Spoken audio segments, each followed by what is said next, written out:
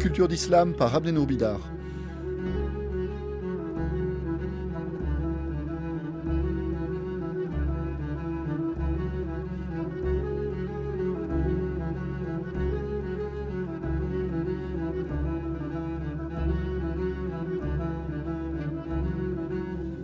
Jésus et l'islam.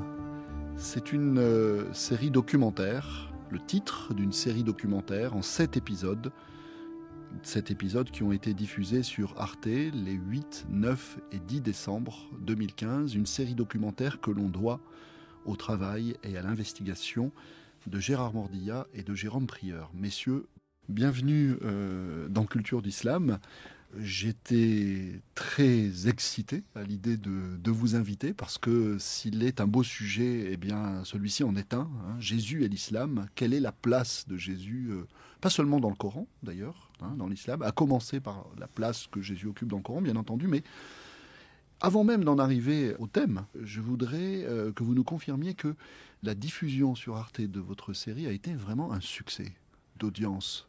Oui, on peut parler de succès, on peut même parler presque de triomphe, puisque le premier soir à 20h50, il y a eu 1 250 000 téléspectateurs. Je veux dire, le problème, ça a été ensuite, la programmation nous a relayés vers 11h du soir, ce qui fait que c'était, à notre avis, trop tard pour regarder ça sereinement. Mais malgré ça, eh bien, il y a eu là aussi une audience très, très supérieure aux audiences habituelles. Et surtout, ce qui est très important aussi, c'est qu'en Allemagne, Arte est diffusé en Allemagne, on a à peu près triplé l'audience habituelle d'Arte sur le canal qui est le sien en Allemagne. Alors, nul doute que cela est dû à la qualité intrinsèque ou aux qualités intrinsèques de votre travail, de votre documentaire, consacré donc à la place de Jésus et à la représentation de Jésus dans l'islam.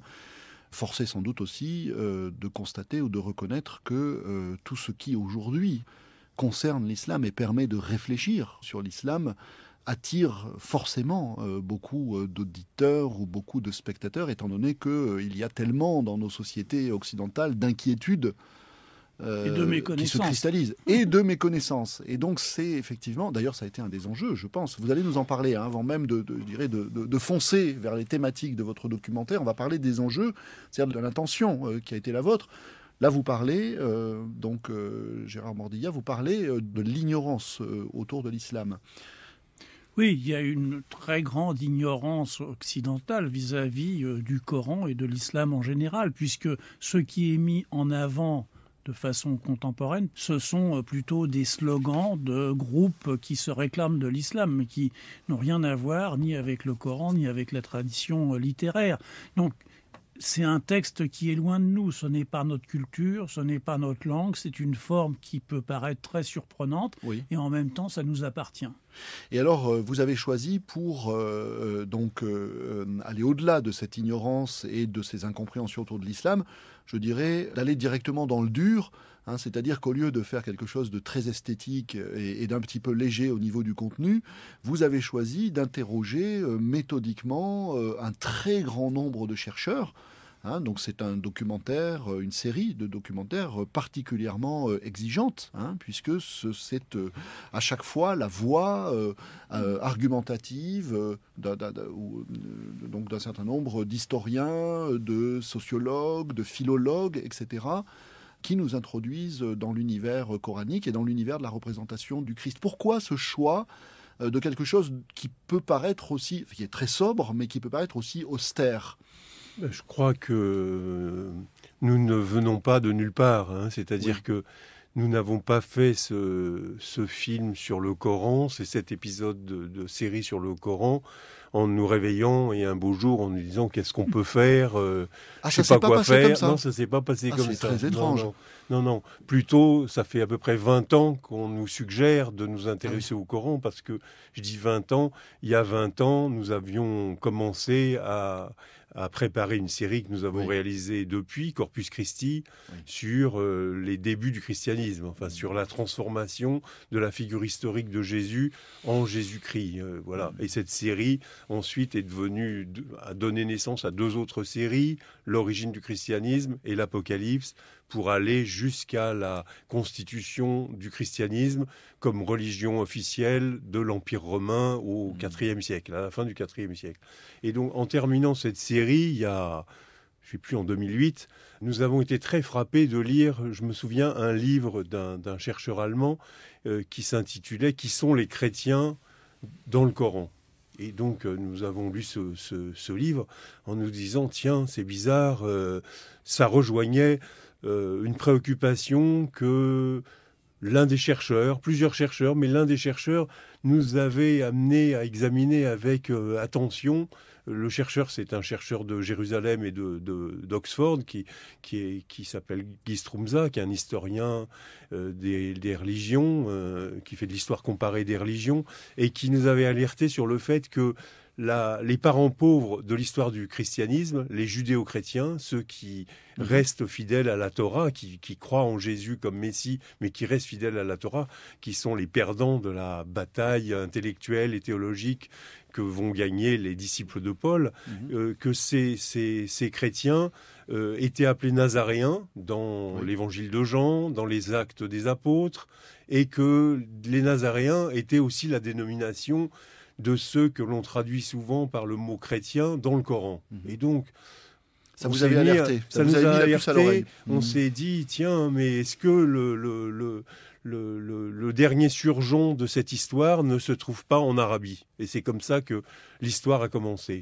Et c'est effectivement ce que vous montrez, hein, c'est-à-dire on va s'y attarder, que le Coran reprend le fil d'une ou de plusieurs controverses historiques à l'intérieur même du monde chrétien, dès les premiers pères de l'Église, autour, entre autres, de la crucifixion. Oui. Mais avant même d'en venir là, puisque vous en êtes à la source de votre travail, je voudrais vous demander pourquoi, avant même de vous intéresser, plus que de vous intéresser, de vous consacrer donc à cette étude sur Jésus et l'islam, d'où vous vient à l'un et à l'autre cet intérêt pour Jésus, pour le Christ chrétien? Non, il n'y a pas d'intérêt pour Jésus. Il n'y a pas d'intérêt pour Jésus. C'était un sujet comme un autre. C'est pas un sujet. Oui, non, mais je veux dire, on n'est jamais parti en se disant on va s'intéresser à Jésus et encore moins au Christ, qui est une figure théologique. Voilà, tout à fait. Mais ce qui nous a intéressé, ce qui nous intéresse toujours, c'est la littérature et le rapport de la littérature à l'histoire. Or, dans la littérature chrétienne et dans la littérature musulmane, Jésus est une figure importante, une figure essentielle. Donc, au fond, nous avons plutôt suivi sa trace en tant que trace à la fois d'une formation littéraire d'un immense corpus que d'une histoire qui est une histoire extrêmement tourmentée, aussi bien du côté chrétien que du côté musulman. Donc, il faut bien revenir à ça. C'est-à-dire qu'on n'est pas parti justement d'un sujet, parce que ça n'aurait, à mon avis, eu aucun sens. On est parti de cet intérêt de faire un travail de critique textuelle et de critique historique, parce que nous avons des témoins, et les seuls témoins qui sont des témoins fiables, parce que aussi bien du côté chrétien que du côté musulman, il n'y a pas d'archéologie, il n'y a pas de reliques, il n'y a pas de rien du tout, mais il y a des témoins extraordinaires que sont les textes. Et c'est ça que nous avons suivi avant tout. Oui, sauf que si on s'intéresse aux récits qui sont le seul lien avec des personnages dont le statut est relativement indéterminé entre l'histoire et la mythologie, il n'y a pas que Jésus. Hein, donc, oui. Voilà. Mais si vous voulez, on est parti... J'ajouterais une chose, on est parti d'une image, d'une scène. Oui. On est parti de la crucifixion de Jésus. D'ailleurs, c'était le point de départ de Corpus Christi, la première série, le récit de la passion, de la mise à mort de Jésus dans l'évangile de Jean. Donc quelques versets à partir desquels on rayonnait et on a rayonné plusieurs années. Mais si je dis une image ou une scène, c'est que on est parti d'une scène dans laquelle Jésus... juif galiléen, est crucifié par les Romains vers l'an 30 de notre ère à Jérusalem ou près de Jérusalem. C'est ça le point de départ. Et notre étonnement, c'était de voir que 3 siècles et demi plus tard, 4 siècles, Jésus devenait le fondement, pas le fondateur, mais le fondement d'une religion impériale, d'une religion d'État et de la religion d'État de l'Empire romain. Donc c'était ce retournement, ce renversement. Comment un personnage juif, uniquement juif, devient le fondateur d'une religion qui va faire du judaïsme son ennemi, son adversaire. Et puis la surprise continuait de se dire, Jésus n'est pas le fondateur de l'islam, évidemment, mais Jésus se retrouve auprès de Mahomet, le dernier prophète avant Mahomet, dans le Coran, et cette scène de la crucifixion se retrouve dans le Coran d'une façon tout à fait inimaginable. Donc comment un personnage aussi local et un événement aussi localisé devient de proche en proche, par une espèce de réaction en chaîne absolument invraisemblable, un événement universel qui va fonder une civilisation et qui va être au cœur de la controverse entre les deux grandes civilisations chrétiennes, le judaïsme, le christianisme, christianisme et l'islam. Et alors, vous dites, donc Jérôme Prieur, que vous partez d'un étonnement, et cet étonnement se retrouve aujourd'hui dans votre série Jésus et l'islam, parce que, dites-vous, vous êtes parti d'une surprise. D'une surprise de voir à quel point, et d'ailleurs, me semble-t-il, aussi bien du côté non musulman que du côté musulman, la place de Jésus dans le Coran est largement soit ignorée, soit sous-estimée. Nous savions que Jésus avait une place dans le Coran. Mais notre surprise, ça a été de voir... notre surprise, parce qu'on était ignorants aussi, c'était de voir que Jésus était un personnage non seulement important, mais un personnage exceptionnel du Coran, que c'est un prophète comparable à nul autre, qu'il est né d'une vierge, qu'il ne meurt pas, qu'il parle dès sa naissance, qu'il fait des miracles, mais donc il y a des traits qui viennent du christianisme d'une façon aveuglante, d'une part, et que d'autre part, son histoire, elle est complètement réécrite par le Coran. Ce sont les Juifs qui s'accusent de l'avoir tué, alors que l'histoire sait bien que ce sont, j'espère, que ce sont les Romains qui l'ont mis à mort. Et en plus, dans le Coran, cette scène est une fiction, est une illusion. Quelle que soit la traduction qu'on met. On va y venir, justement. Mais avant même cela, et avant d'entrer donc directement dans cette controverse au sujet de la crucifixion, à partir d'une question très simple, qui d'ailleurs je crois apparaît comme telle dans le documentaire, c'est, mais au fait, qui est mort sur la croix ? Donc avant même d'aller de ce côté-là, il y a une seconde surprise qui vous attendait au moment où vous avez entamé ce projet. Alors on l'a dit, la place de Jésus qui est sous-estimée dans le Coran par beaucoup de consciences, musulmanes et non musulmanes. Deuxième surprise, il y a beaucoup de recherches aujourd'hui. Oui. Et il y a une véritable communauté de chercheurs au niveau mondial que vous avez mise en scène, cette communauté, dans la série, avec des clivages très importants entre des perceptions plus traditionnelles du rapport au texte, donc plus traditionnelles, c'est-à-dire essentiellement moins critiques, cette vision, cette conception traditionnelle, voire traditionnaliste du texte sacré, du Coran comme quelque chose qui se récite plus qu'il ne se discute. Et puis, à côté de ça, ceux que vous appelez à un moment donné des révisionnistes. C'est pas nous qui les appelons comme ça, c'est entre eux. Entre bizarrement, quoi. Oui. C'est une drôle de dénomination. Ouais, c'est bizarre, révisionniste. C'est pas une appellation critique. D'autant plus que le révisionnisme, quand on l'entend chez nous, c'est tout autre chose, le rapprochement serait fâcheux. Évidemment, il n'y a rien à voir. Non, absolument. Non. C'est-à-dire, en réalité, des chercheurs engagés dans une logique scientifique, visant à un travail de déconstruction critique d'un ensemble de mythologies religieuses et d'analyse, d'exégèse scientifique du texte selon des critères qui sont aujourd'hui les critères de la philologie. Alors... Oui, mais parce que on voit bien justement, c'est en même temps, paradoxalement, le témoignage de la richesse de la recherche actuelle, en tout cas de son émergence, du développement, de l'essor de l'islamologie. Parce que, effectivement, il y a des groupes très différents qui investissent le texte de façon très différente. Comme vous l'avez dit, ceux qui restent au fond dans le cercle traditionnel de l'étude coranique, et puis ceux qui, au contraire, s'en affranchissent totalement, et puis ceux qui sont un peu entre les deux, qui hésitent entre les deux, etc. Et c'est ça qui est passionnant aussi, parce que ce qu'on fait en réunissant les 26 chercheurs qui sont dans le film, on fait une archéologie des savoirs, c'est-à-dire que on fait la réunion qui n'a jamais lieu en réalité, puisque, comme toujours, dès qu'il y a des groupes de recherche, ces groupes peuvent se connaître par les textes, etc., mais le plus souvent s'ignorent et se combattent.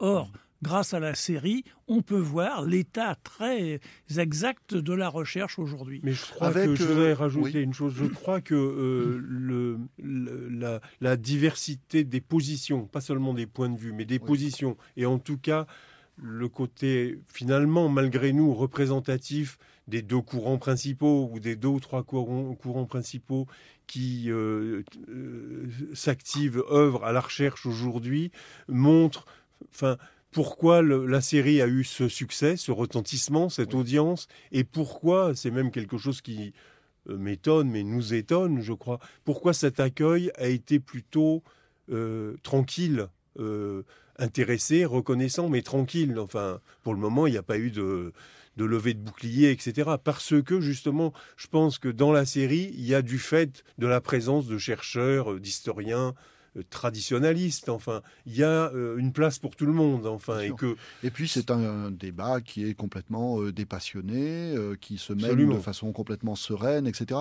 Ce qui est quand même, par les temps qui courent, particulièrement précieux. C'est-à-dire vous avez fait la démonstration qu'on peut, au sujet de l'islam, faire autre chose que s'écharper ou qu'hystériser les questions, alors même que, sur le fond, le débat est très vif. J'aimerais, par exemple, que vous nous disiez, parmi la génération de jeunes chercheurs, il y a un certain nombre de chercheurs américains, entre autres, ou allemands, lequel ou lesquels vous ont marqué? Est-ce qu'il y a des figures en particulier dont vous avez pu admirer l'audace en matière de liberté interprétative par rapport, justement, aux écoles qui étaient plus traditionnalistes? Parmi ceux de tradition musulmane, quelqu'un comme Souleymane Mourad, par exemple, est quelqu'un qui est très capable d'avancer et de ne pas craindre son ombre et de faire en même temps le distinguo très clair entre ce que peut être la position d'un croyant par rapport au texte et ce que doit être la position d'un chercheur. Donc c'est quelqu'un qui est capable de faire ça.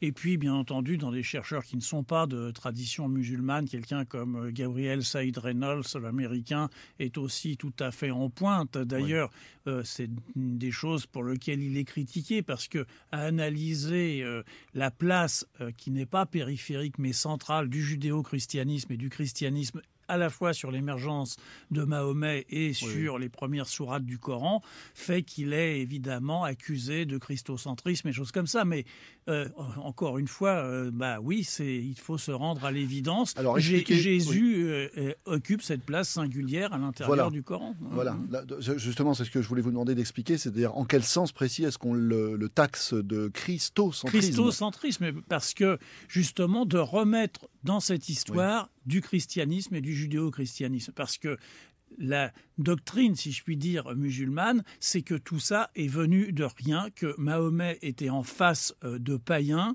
et que lui-même était illettré et que c'est la révélation de Dieu qui a révélé évidemment la vraie religion, qui a transformé ces païens en musulmans et que les autres n'existent pas. Or, il suffit de lire le Coran pour voir que cette influence du christianisme, notamment du christianisme syriaque qui est juste au-dessus, mais aussi de l'Éthiopie, du Yémen, etc., et du judéo-christianisme qui est incontestable, ne serait-ce qu'à travers l'usage qui est fait des textes apocryphes sur Marie, etc., montre bien que, bien entendu, Mahomet apparaît dans une population qui ignore pas le monothéisme, puisque tous les récits du Coran sont très allusifs. Or, qu'est-ce que ça raconte? Ça raconte des histoires bibliques et des histoires néo-testamentaires. Ce qui veut dire que le public auquel il s'adresse sait de quoi il parle. Alors là, j'aimerais que nos auditeurs comprennent que la série documentaire met les pieds dans le plat, ou plutôt met les mains sur le texte, au sens où vous posez, et cette communauté de chercheurs pose, la question fondamentale, qui est la question de l'auteur du texte et des sources du texte. C'est-à-dire que ce que vous avez appelé la doctrine de l'islam, c'est véritablement une doctrine au sens fort, c'est-à-dire que c'est un dogme, un dogme de l'orthodoxie, selon lequel le Coran serait un texte descendu de façon verticale. Donc on aurait affaire à un événement qui serait anhistorique, il serait descendu ex nihilo sur la poitrine et dans l'intériorité passive du prophète, qui n'aurait été que le transmetteur quelque chose. On aurait affaire à une sorte de ventriloquie spirituelle. Bon, alors que là, vous montrez que, quel que soit je dirais, d'un point de vue de phénoménologie spirituelle, ce qui a pu se passer dans l'intériorité de Mohammed et du point de vue je le mets au conditionnel, d'un contact avec une transcendance, eh bien, c'est aussi quelqu'un qui vivait situé à un moment donné du temps, dans une certaine société où il y a non seulement un certain milieu à la Mecque, mais c'est un homme qui était probablement doté d'une certaine culture, lui-même religieuse, spirituelle, qui avait des interlocuteurs. On parle par exemple souvent, même dans la tradition musulmane d'ailleurs, du fameux moine Bahira, avec lequel il était en conversation régulière. Donc en réalité, il faut bien comprendre l'enjeu de votre travail et de ce dont discute aujourd'hui la communauté de chercheurs, c'est quand même la possibilité de contester de l'intérieur et de l'extérieur de l'islam ce qui apparaît comme un dogme qui rend encore aujourd'hui, dans un certain nombre de pays du monde musulman, impossible la discussion sur le texte. Oui. C'est la raison pour laquelle notre série n'est pas exactement sur Jésus et l'islam. C'est que Jésus est le fil que nous tirons et qui permet d'éclairer l'émergence de l'islam. Que fait Jésus dans le Coran ? Pourquoi ? Comment ? C'est la question qui nous amène à envisager le problème des influences, des sources d'inspiration, et à envisager, in fine, comme vous venez de l'évoquer, la question de la composition même du Coran. On part d'un petit détail, enfin si on peut parler de détail, mais on parle c'est effectivement en importance numérique, Jésus n'est pas un personnage très important, mais son onde de choc, de résonance dans le Coran est importante, parce qu'elle permet d'éclairer de proche en proche tout ce qui vient d'une culture biblique, sachant que Moïse et Abraham sont des personnages plus importants pour Mahomet que Jésus. Mais c'est ça qui nous intéresse. Et dans une, il faut le dire parce qu'on ne l'a pas vraiment dit, ça se comprend, ça se devine, mais dans une approche qui est résolument non croyante. Enfin, c'est une approche historique et littéraire du texte qui est faite avec des chercheurs qui peuvent être croyants ou qui sont incroyants. Enfin, c'est en aucun cas une approche théologique ou théologienne. Elle est faite, cette approche, avec des chercheurs qui sont, pour une grande partie d'entre eux, des historiens de la théologie, mais qui ne sont pas interrogés en tant que spécialistes de l'interprétation et du sens du texte sacré des musulmans, le Coran. Alors, on va en venir maintenant. On a un peu dégagé l'enjeu ou quelques-uns des enjeux. Un autre enjeu, si vous me le permettez, c'est que il n'y a pas que Daesh dans la vie. Ben oui. Voilà. C'est-à-dire que la vertu aussi de votre documentaire et du moment où il arrive dans l'espace public, c'est qu'il nous permet de prendre un peu de recul et de distance par rapport à des images sur l'islam qui ont tendance à saturer à la fois nos écrans et nos consciences. Comment vous vous positionnez par rapport à ça ? Il y a un engagement de votre part quand même. Oui, parce qu'on dirait que le texte du Coran est devenu un texte interdit, un texte toxique, un texte fantasmé, et il faut rappeler que l'islam a été une grande civilisation, que ce livre est un grand livre, que ce livre est une bibliothèque à lui tout seul, et que ce livre se conçoit, s'envisage dans le cadre d'une bibliothèque aussi, d'une autre grande bibliothèque. Et donc, ramener de l'histoire, ramener de l'intelligence, ramener du passé, ramener du contexte dans la lecture de ce livre, ça nous paraît complètement capital, et si on y arrive un peu, ce sera une raison pour nous de nous réjouir beaucoup. On va se concentrer maintenant sur la présentation de Jésus dans le Coran. Vous insistiez tout à l'heure sur le caractère littéralement exceptionnel de ce personnage dans le Coran. Exceptionnel au sens dont je dis littéral, c'est-à-dire il n'a pas d'équivalent. Il n'a pas d'équivalent. Celui qui le souligne en particulier dans votre documentaire, notamment dans son premier numéro, c'était Abdelmajid Charfi, si ma mémoire est bonne, qui dit qu'il y a deux dimensions de ce caractère. Il y a au moins deux dimensions. Personnellement, j'en vois une troisième, mais on en parlera. De ce caractère exceptionnel de Jésus, c'est que, d'abord, il est présenté comme ayant une naissance virginale, comme Adam. Il est créé comme dans le christianisme. Adam, il n'y a pas de naissance virginale. Excusez-moi, Adam est créé directement par Dieu. Oui, vous avez raison. C'est en ce sens-là qu'il y a une assonance entre... Si je dis ça, c'est parce qu'il y a un verset du Coran, justement, voilà, dans lequel il est dit « Comme Adam, il est créé directement par Dieu », c'est-à-dire... Alors, il a une mère, Jésus, mais il y a une intervention divine, et donc il y a une dimension un peu ex nihilo dans sa naissance. Et puis le deuxième facteur d'exceptionnalité, c'est que il est présenté comme l'Esprit de Dieu. Et là, on a un passage qui est absolument prodigieux. Je me permettrai tout à l'heure, dans la deuxième partie de cette émission, de le lire in extenso, de lire le passage. Est-ce que vous pouvez nous parler un peu plus donc, de cette double exceptionnalité ? Oui, ça qu'il y ait la naissance virginale, ça c'est évidemment très important, parce que c'est une reprise très directe de la tradition chrétienne. Oui. Le fait qu'il soit le souffle de Dieu, créé directement par Dieu, est plutôt un aspect qui montre, je ne dirais pas, une contradiction quand même, parce que où Jésus est le nouvel Adam, c'est-à-dire créé de la terre, où il naît comme naît un être humain. Bon, mais je crois que le texte ne s'embarrasse pas de ce genre de choses, puisqu'on voit plus tard Jésus faire un miracle comme dans le christianisme avec des oiseaux de terre pour montrer comment on s'y prend pour créer de la terre. Moi, je rajouterais une troisième chose qui m'a toujours beaucoup marqué, c'est que Jésus parle dès qu'il naît, et qu'il est le seul prophète à recevoir la révélation dès le premier instant. Mahomet n'a pas ça. Mahomet reçoit la révélation quand il a, on dit traditionnellement, vers 40 ans.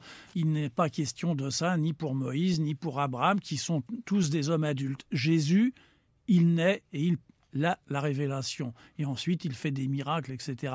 Et donc, il y a cette exceptionnalité et puis surtout cette singularité absolue parce qu'il est utilisé dans le Coran de façon très intéressante aussi parce que c'est à la fois quelque chose qui finalement rend hommage à la chrétienté et sert en tant que tel, à montrer que les Juifs n'ont pas su reconnaître en lui le Messie, mais en même temps, il est utilisé contre les chrétiens en le nommant fils de Marie pour bien insister sur le fait qu'il n'est pas le fils de Dieu malgré toutes les qualités qu'on lui attribue.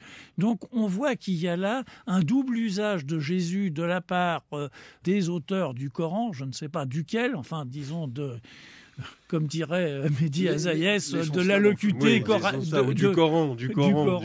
la locuté coranique, comme dirait Mehdi Azaïès. C'est un peu abstrait. Laissons cela dans le flou. Voilà, laissons cela. Mais enfin bon, il y a ce double usage de Jésus, à la fois contre et pour les chrétiens, contre et pour les Juifs. Donc c'est ça qui est très intéressant parce que ça montre une fois de plus ce lien intrinsèque entre les trois grands monothéismes. Oui, alors pour préciser les choses, donc on parle de quoi ? On parle de plusieurs passages, en particulier du Coran. Tout à l'heure, on s'attardera donc sur la sourate 19, qui est la sourate Mariam, Marie, donc de la mère de Jésus, et notamment sur les versets 16 à 35. Et puis, on peut s'attarder également sur la sourate 3, dans laquelle il y a, par exemple, on en parlait tout à l'heure, ce verset 59, c'est la sourate qui a pour titre « La famille de Imran ». Oui, je lis le verset 59, « Oui, il en est de Jésus comme d'Adam auprès de Dieu. Dieu l'a créé de terre, puis il lui a dit « Sois » et il est. Puis il lui a dit « Sois » et il est. Ça, c'est une des formules les plus célèbres du Coran. En arabe, « kun fayakun », « kun soit », fayakun et il ou elle est. Bon. Donc, vous aviez raison. Il n'y a pas de naissance virginale, mais il y a ce miracle d'une naissance à partir de la terre, à partir de rien en réalité. C'est ce que ça signifie. Mais alors, le plus étonnant, et vous l'avez signalé aussi, mais je pense qu'il faut y insister, c'est que dans la même sourate, c'est-à-dire dans la sourate 4, il y a un autre facteur d'exceptionnalité de Jésus, c'est qu'il apparaît ici comme doté d'une puissance créatrice absolument semblable à Dieu, et qui tourne justement autour de ce kun fayakun. Je lis dans la sourate 4 le verset 47, « Dieu crée ainsi ce qu'il veut, lorsqu'il a décrété une chose, il lui dit « sois » et elle est ». Donc on retrouve la même formule. Mais ensuite, au sujet de Jésus, on va trouver la même chose à travers le passage suivant. Là, ce sont les versets 48-49. « Dieu lui enseignera, donc à Jésus, le livre, la sagesse, la Torah et l'Évangile, et le voilà prophète envoyé aux fils d'Israël. Et voilà ce que dit Jésus, donc auquel le Coran donne la parole. Je suis venu à vous avec un signe de votre Seigneur, et pas n'importe lequel, donc. Je vais pour vous créer d'argile comme une forme d'oiseau. Je souffle en lui et il est oiseau avec la permission de Dieu. Donc là aussi, il y a un soi et elle est, cette chose. C'est-à-dire qu'il a hérité de Dieu la puissance existentiatrice, la puissance créatrice. Il y a quelque chose qui est littéralement prodigieux, parce que ce n'est pas n'importe laquelle des capacités divines, mais sa capacité par excellence, qui fait que Dieu est Dieu, comme aurait dit saint Augustin, hein, c'est-à-dire la capacité à créer ex nihilo à partir de rien. C'est prodigieux. Et ce qui est le sous-texte de tout ça, je pense qu'un certain nombre de chercheurs ont insisté aussi là-dessus, c'est le fait que, il est, de ce point de vue-là, largement supérieur ontologiquement à Mohammed. Oui, ben bien sûr, oui. Hein, c'est-à-dire qu'à aucun moment le prophète de l'islam lui-même, dans le texte, n'est présenté comme ayant quoi que ce soit d'exceptionnel. Hein, il est ce que le Coran appelle une bachar, c'est-à-dire une créature, alors que le Christ est... là, j'ai employé une formule chrétienne. Il a une double nature, d'une certaine façon, dans le Coran, hein, humaine et divine. Oui, on a l'impression que dans le Coran, Jésus est vraiment sur une ligne de crête extrêmement ténue, enfin, qu'il a toutes les raisons de basculer du côté du divin, ce que reproche le Coran ou l'islam naissant ou Mahomet au christianisme, et qu'en même temps, il y a ce vertige, il y a cet appel, il y a cette attirance. Alors, bien sûr, on peut examiner les choses d'un point de vue littéraire et voir que les oiseaux d'argile qui deviennent vivants, ça vient d'un texte apocryphe chrétien, ça a une histoire, ça a une généalogie. Mais au-delà de ça, au-delà de la question des influences, de l'intertextualité, il y a la question du caractère exceptionnel et du caractère divin ou non divin de Jésus, qui est la ligne de démarcation absolument infranchissable entre christianisme et islam. Et pourtant, Jésus, dans le Coran, garde beaucoup, quasiment tous les caractères qui font de lui un personnage exceptionnellement surnaturel. Si je voulais pousser la logique que vous évoquez jusqu'au bout, et en réalité c'est le Coran qui nous conduit jusqu'à cette ligne de crête, qu'est-ce qui reste comme argument contre l'affirmation chrétienne selon laquelle le Christ est fils de Dieu, dès lors que le Coran lui-même dote Jésus de caractère non seulement surnaturel, mais évidemment divin, au cœur même de ce qui fait de la divinité une divinité. Hein, et donc là, il y a quelque chose dans le texte qui est profondément antinomique ou paradoxal. On a une aporie, véritablement. C'est-à-dire que d'un côté, il y a ce refus catégorique de la notion de fils de Dieu, littéral dans le Coran, au motif que, comme le dit l'avant-dernière sourate, Dieu n'a pas été engendré et n'a pas engendré.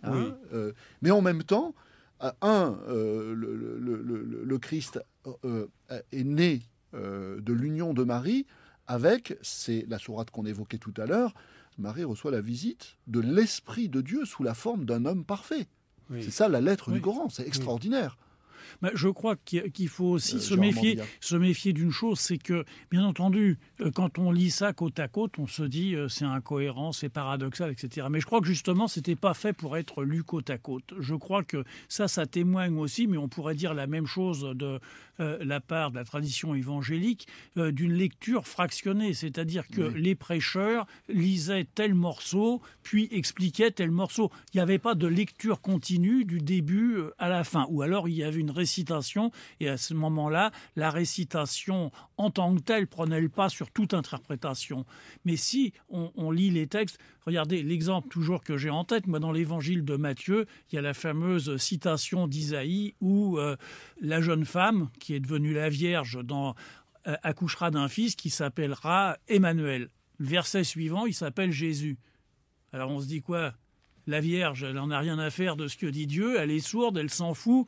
Non, il y a entre les deux le Targum, l'explication, qui faisait aller de Emmanuel, Dieu est avec nous, jusqu'à Jésus, Dieu sauve, etc. Je pense que pour le Coran, on est dans le même cas de figure intellectuelle, c'est-à-dire des morceaux qui étaient utilisés par ici et par là, par les prêcheurs, mais que nous, dans notre lecture moderne, contemporaine, dans une lecture continue de l'ensemble du texte, nous permet justement de détecter, ces contradictions ou ces branches différentes d'interprétation qui sont proposées. Parce que je crois qu'il y a ça aussi, qu'il y a différentes choses qui sont proposées par différents courants qui se retrouvent unifiés dans le Coran, mais c'est une pure apparence. En même temps, la figure de Jésus, elle est assez cohérente quand même tout au long du Coran. Et pour en revenir au Coran, je trouve que ça montre aussi une chose, c'est que ça met en relief une chose, c'est que le Coran est un livre unique par rapport à la Bible et par rapport au Nouveau Testament, qui sont des collections de livres. Donc,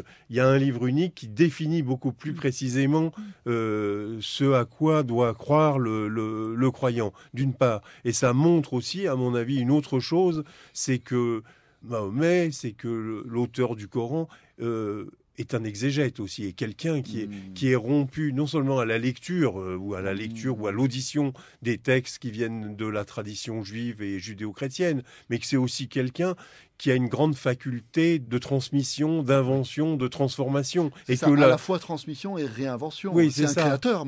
C'est un créateur. La figure de Jésus montre ça, mais en même temps, en étant très frappé, comme vous le disiez, par le fait que Jésus, il est là sur la ligne tellement fine, tellement étroite entre le divin et l'humain.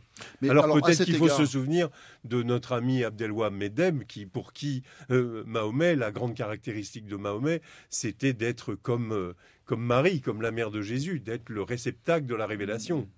Là aussi, il faut... Bien sûr, mais là, on retrouve d'ailleurs à cet égard le paradoxe. Moi, je crois qu'il y a plus un paradoxe qu'une incohérence, c'est-à-dire plus un paradoxe qu'une contradiction. Au sens où, chez Mohammed, il y a à la fois quelque chose qui est humain, trop humain, ou humain, seulement humain, mais en même temps, il est le lieu d'une révélation, c'est-à-dire d'un événement surnaturel. Donc, en réalité, on a des figures qui sont des figures archétypes, que ce soit Mohammed ou Jésus, de la complexité de l'humain. C'est-à-dire l'humain, en tout cas l'homo religiosus, qui se sent à la fois écrasé dans sa finitude par la transcendance et en même temps appelé par cette transcendance. Et comme le dira Pascal chez nous, chez l'être humain, il y a à la fois la grandeur et la misère. Donc je crois qu'il y a quelque chose au contraire qui évoque vraiment la complexité de notre être au monde. En tant qu'être humain, on est partagé entre le sentiment que nous ne sommes quasiment rien, nous aussi nous sommes nés de terre, et pourtant par un souffle qui semble nous dépasser et nous appeler dans une mystérieuse familiarité du côté de la transcendance et de ce qui est hors du monde. Bon, à mon avis, il y a quelque chose là qui est après que chacun règle dans l'intimité de sa conscience, c'est-à-dire de la vision qu'il choisit d'avoir de lui-même et du sens de la vie. Alors, vous levez, dans ce que vous avez dit, Gérard Mourdillat, un autre lièvre, en réalité. Vous dites qu'il y a des prêcheurs qui sélectionnaient, en quelque sorte, ou qui privilégiaient tel ou tel passage du Coran. Sauf qu'en amont de cela, il y a aussi la question du Coran, c'est-à-dire de la constitution du texte. Peut-être que les passages qui ne sont pas tout à fait raccords, même si on peut les mettre sur le compte de cette cohérence paradoxale dont on parlait tout à l'heure, quand bien même, on sait très bien que historiquement, mais ça l'orthodoxie non plus, le dogme non plus ne veut pas en entendre parler, le Coran, l'objet Coran, que nous avons entre les mains n'est pas descendu tel quel. C'est-à-dire, il est le fruit, c'est une collection de textes, c'est une recension qui a été sélectionnée parmi d'autres. Et donc, il est possible que, entre autres, à propos de Jésus, on ait affaire à des choses qui ne soient pas totalement cohérentes, parce qu'il y aurait des passages qui auraient différentes provenances. Parce qu'il y a des strates de rédaction qui sont des strates différentes, forcément. Oui.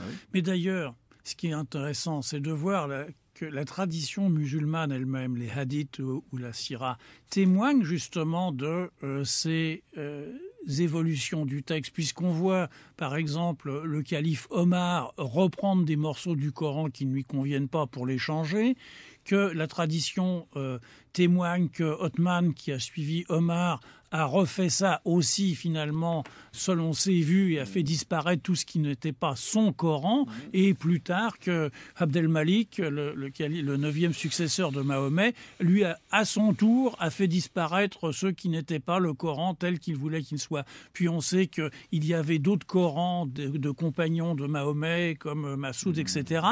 Donc on voit bien qu'il y a des sources différentes, qu'il y a des points de vue différents, qu'il y a forcément des variantes, et qu'il faut, c'est tout le travail de la recherche, d'essayer de déterminer justement les hypothèses qui permettent de voir telle ou telle strate rédactionnelle. L'exemple des Nazaréens est un très bon exemple parce qu'on se rend compte que dans certains passages, si on enlève Nazaréens, le fameux passage où on dit ne fréquentez pas les Juifs et les Nazaréens car ils sont amis les uns les autres, ce qui ne veut rien dire puisque même si on traduit Nazaréens par chrétiens, Juifs et chrétiens n'ont jamais été amis les uns les autres, et si les Nazaréens sont des judéo-chrétiens, ils n'ont jamais été amis avec les Juifs. Donc on voit bien que si on l'enlève, on a ne fréquentez pas les Juifs car ils sont amis les uns les autres. Là ça tient, ça veut dire que Nazaréen est rentré tardivement dans le texte. À quel moment et pourquoi, ça c'est très délicat de le déterminer, mais je pense que ce travail justement de lecture critique, il est fondamental, c'est-à-dire de considérer ce livre comme un livre en dehors de son utilisation religieuse, je dirais. Mais alors ce qui va être probablement difficile dans les décennies, voire les siècles à venir, c'est l'articulation de cette lecture critique avec la lecture de la foi. Parce qu'on voit bien qu'il y a là deux univers d'appréhension du texte qui se télescopent. Par exemple, pour le dire de la façon la plus simple, comment est-ce que ça se passe dans la conscience d'un chercheur qui serait en même temps un croyant? Est-ce qu'il y a une forme de schizophrénie, c'est-à-dire à certains moments il est chercheur et là il se permet, et même c'est pas qu'il se permet, il vit d'une lecture critique et d'une approche distanciée du texte, et puis quand il est croyant, là au contraire, bon, de la même façon, comment est-ce qu'on articule de manière plus générale la considération du texte comme un texte sacré, ce qui paraît presque nécessairement le soustraire à la prise de la raison critique, et justement la considération, comme vous l'avez dit, de ce texte comme n'importe quel objet littéraire. C'est difficile d'articuler les deux quand même, non? Oui, c'est sûrement difficile, mais pourtant c'est indispensable. C'est indispensable parce qu'on voit à quelle dérive ne pas le faire conduit. Et l'exemple parfait et l'exemple le plus horrible, c'est le littéralisme. Oui. Et donc, si on veut sortir du littéralisme, il ne suffit pas de contextualiser spirituellement, théologiquement les sourates du Coran. Il faut aussi commencer à entreprendre ce travail d'exégèse historique et littéraire, d'exégèse critique du texte. Mais là encore, il faut regarder ailleurs pour voir comment c'est possible de le faire. Regarder ailleurs, c'est regarder dans le temps. C'est s'apercevoir que jusqu'au Xe, XIe siècle, il y a une grande tradition dans l'exégèse musulmane de questionnement du texte, d'interrogation du texte, avec les mutazilites. Mais il faut aussi regarder ailleurs, par exemple dans le christianisme. Et dans le christianisme, il y a eu des moments phares au XVIIe avec un oratorien qui s'appelait Richard Simon, avec un prêtre de l'école catholique, de l'université catholique, de l'Institut catholique de Paris, Alfred Loisy, au début du XXe siècle, qui ont été des inventeurs de la critique historique du Nouveau Testament. Et donc je pense qu'il est urgent que la pensée musulmane, l'intelligence musulmane se dote d'outils comme ça, et que des chercheurs à l'intérieur du monde musulman s'intéressent de près au texte, enfin que tout le monde aille gagner, les musulmans. Et qu'ils aient aussi droit de citer. Et qu'ils aient le droit de citer, voilà. Ce qui n'est pas gagné. Parce que, comme vous l'avez dit, c'est une très belle formule, Gérard Mandilla, vous avez dit on veut toujours que l'intelligence soit par nature ennemie de la foi. Et j'imagine qu'il y a une dimension d'engagement dans votre documentaire qui consiste justement à montrer que l'intelligence peut ne pas être ennemie de la foi. Mais la question de l'articulation des deux reste, à mon sens, très très cruciale et difficile. Ce qui nous attend probablement dans les décennies à venir, c'est l'effort d'une nouvelle discussion possible entre ceux qui croient au ciel et ceux qui n'y croient pas, voire d'une nouvelle synthèse. Oui, enfin, c'est peut-être difficile, mais je crois que c'est un immense continent qui s'offre, enfin, que ce texte est encore largement méconnu, le texte du Coran, et que on se dit quelle chance il y aurait à ce que des chercheurs travaillent ce texte, essayent de l'éclairer, essayent d'éclairer tout ce qui est dans l'ombre. Enfin, c'est une planète qui est en partie dans l'ombre, et éclaire quoi? Éclaire ce qu'on ne sait pas, c'est-à-dire le contexte dans lequel ce livre a pris forme. Et ce qui éclaire ce livre, c'est notamment les influences qui viennent de la tradition biblique, par exemple. Dans cet effort en train d'émerger de la recherche mondiale, Jérôme Prieur, comment est-ce que vous avez perçu l'état de la recherche française ou francophone par rapport à ce qui peut se faire dans le monde anglo-saxon? Elle est très en retard. Enfin, elle semble peu encouragée en France, beaucoup moins qu'elle ne l'est aux États-Unis. Enfin, ou en Allemagne. Et en Allemagne, mais aux États-Unis, c'est pas un hasard si beaucoup des chercheurs de tradition musulmane, de culture musulmane que nous avons rencontrés et des très grands, enfin il y en a d'autres que nous n'avons pas filmés évidemment, Oui. mais que beaucoup de ces chercheurs travaillent dans différentes universités aux États-Unis, qui soient syriens d'origine, libanais, iraniens, etc., etc. En France, il y a évidemment quelques postes importants dans l'université, à l'école pratique des hautes études avec Ali Amir Mouedzi, il y a au Collège de France avec François Desroches, mais on sent que des jeunes chercheurs français comme Guillaume Di ou comme Asma Hilali sont obligés de travailler, qui en Belgique, qui en Grande-Bretagne. Ce n'est pas la première fois que dans Culture d'Islam, on contribue à lancer véritablement ce qu'il faut appeler un cri d'alarme. On avait invité il y a quelque temps le responsable du seul institut de l'EHESS qui travaille aujourd'hui sur l'étude des cultures, des représentations et des sociétés du monde arabo-musulman. Et on le sait très bien, notamment à la suite de plusieurs rapports qui ont été rendus au gouvernement, que la recherche sur l'objet islam dans son immensité en France, cette recherche est en déshérence, et que, comme vous venez de le dire, on est très en retard. Donc une fois de plus, dans Culture d'Islam, on se permet d'insister là-dessus, sur la nécessité, si nous ne voulons pas accumuler du retard sur des sujets aussi sensibles, qui ont cet intérêt non seulement scientifique de travailler sur un texte méconnu, mais aussi cet intérêt, cet intérêt public aujourd'hui. Et politique. De faire reculer l'ignorance sur les l'islam. responsables politiques témoignent au fond de la même ignorance et des mêmes fantasmes que beaucoup de nos concitoyens et reproduisent simplement, projettent ces fantasmes sur des textes qu'ils ignorent, qu'ils ne veulent pas connaître et qu'ils n'ont jamais ouverts. Donc ça, c'est un vrai problème. Non, c'est la réalité. Je veux dire, cette ignorance, elle est criminelle parce que, en réalité, en travaillant sur ces textes, en travaillant sur le Coran, en travaillant sur la tradition musulmane, on se rend compte aussi que notre culture est, bien entendu, entièrement liée aussi à ces textes. Ils existent dans, en tout cas, notre imaginaire. Eh oui. Alors, je lis un petit passage du Coran qui fait l'objet d'une très grande discussion passionnante, véritablement. C'est une enquête dans votre documentaire. Wama qataluhu, wama salabuhu, walakin shubbiha lahum. Alors en français, ça veut dire ils ne l'ont pas tué, ils ne l'ont pas crucifié, mais cela leur est apparu ainsi, ou cela n'était qu'un faux semblant. De là, la question que je voulais mettre au fronton de cette émission aujourd'hui, mais qui est mort sur la croix ? Est-ce que véritablement c'est Jésus, ou est-ce que c'est... Alors l'enquête dans votre documentaire est vraiment passionnante. Est-ce que c'est un sosie ? Est-ce que c'est le scénario idéal du traître puni, Judas ?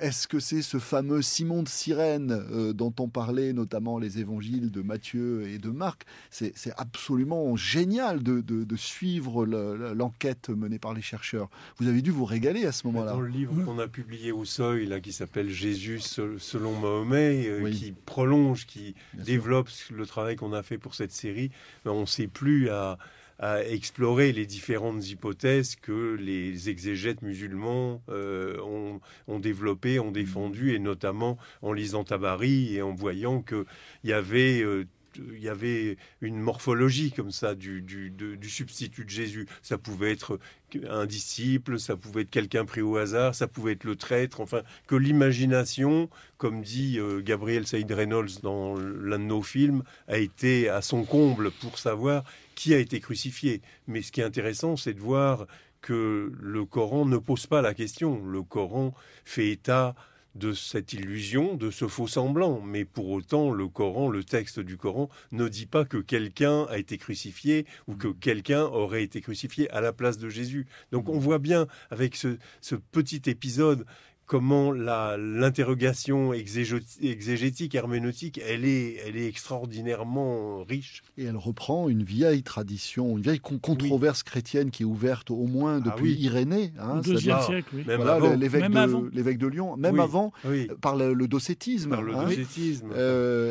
Avec ce motif théologique assez extraordinaire que s'il y a bien une dimension divine chez le Christ, Dieu ne peut pas mourir. Et voilà, mais ce qui est quand même paradoxal, c'est qu'on retrouve cette question dans le Coran. Et donc qui repose la problématique de la divinité ou de l'humanité du personnage de Jésus, fils de Marie. Eh bien, Gérard Mordillat, Jérôme Prieur, merci infiniment d'être venu nous parler de votre documentaire que j'invite tout le monde à regarder. Ou en DVD. En DVD. Oui, parce que maintenant... voilà, achetez-le. Pour Noël. Pour Noël. Lisez-le. Lisez le documentaire. Lisez ce que vous voyez. Donc, je rappelle que sous ce titre, Jésus et l'Islam, c'est une série documentaire en 7 épisodes. Merci beaucoup, messieurs. Merci.